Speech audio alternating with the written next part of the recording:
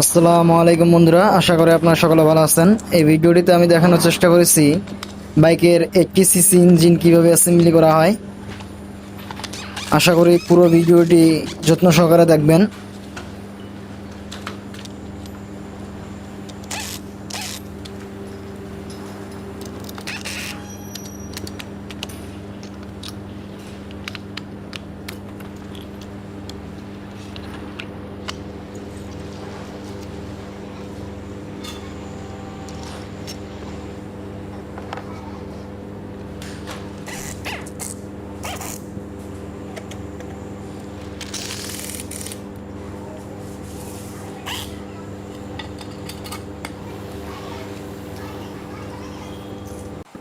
পুরো ভিডিওটির সাথে থাকার জন্য আপনাদেরকে অসংখ্য ধন্যবাদ।